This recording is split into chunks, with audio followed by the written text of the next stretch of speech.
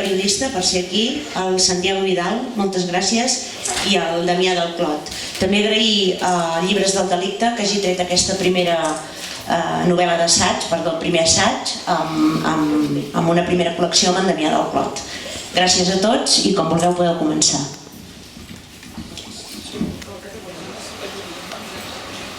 Bé, bona tarda. M'han demanat que presenti el Damià del Clot, a qui no conec, l'acabo de conèixer, i per tant és raro que us presenti algú a qui vosaltres coneixeu i que el presentador no coneix, però he fet l'exercici primer de llegir-me el llibre i segon d'interessar-me una mica per l'autor. La primera notícia és que teniu un alcalde que publica, que es fa llibres, que és prolífic i per tant diguéssim que tampoc és habitual que hi hagi alcaldes i a més alcaldes joves que tinguin obra publicada. El Damià del Clot és advocat, és escriptor i des de fa poc alcalde de Vilassar.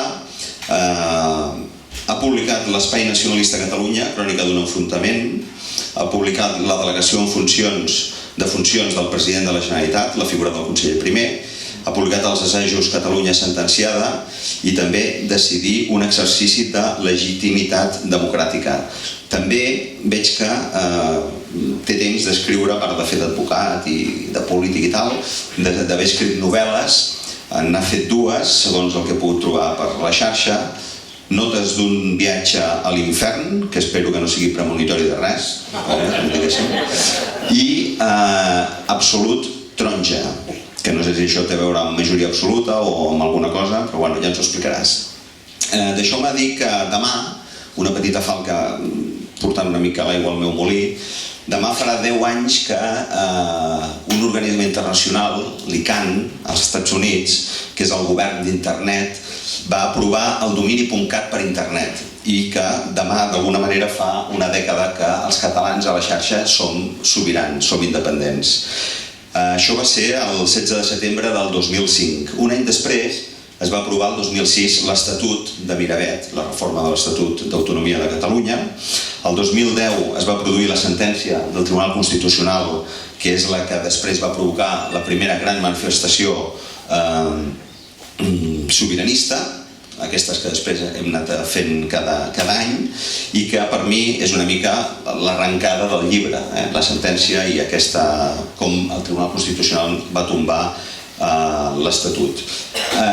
Dir-vos que el llibre, des del meu punt de vista, és d'una vigència i d'una oportunitat tremenda, precisament perquè el Tribunal Constitucional acaba de suspendre cautelarment una part de l'agència tributària catalana, potser el jutge Vidal ens ho explicarà, i per tant que això que explica aquest llibre, que és un llibre que està molt ben escrit, que s'entén molt bé, que per ser un advocat, diguéssim que fins i tot els que no som d'aquest món són temes complicats i com a periodista he agraït el to pedagògic i entenedor.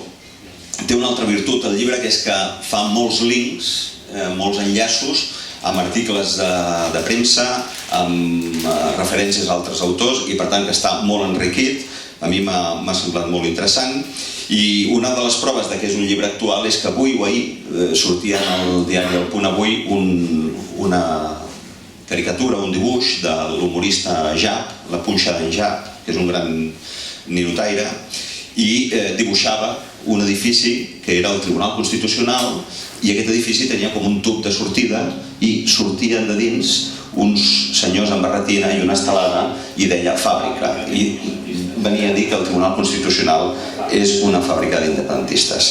El títol del llibre és el Tribunal Constitucional contra Catalunya i cedeixo la paraula al Damià perquè ens expliqui una mica què és el que apunta i jo et demanaria que també fessis referència a la part que a mi m'ha semblat més interessant de cara al futur, que és l'última, que és això de la ruptura, que és una pregunta que molta gent es pot fer.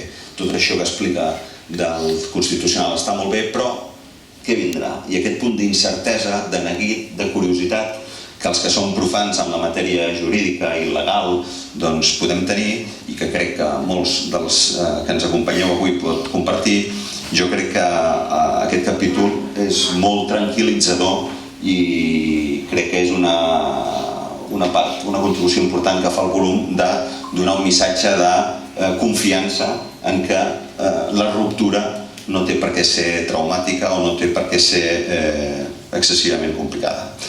I amb això doncs et cediria la paraula i després tancarà l'acte el Santi Vidal, d'aquí després diré alguna coseta. Gràcies.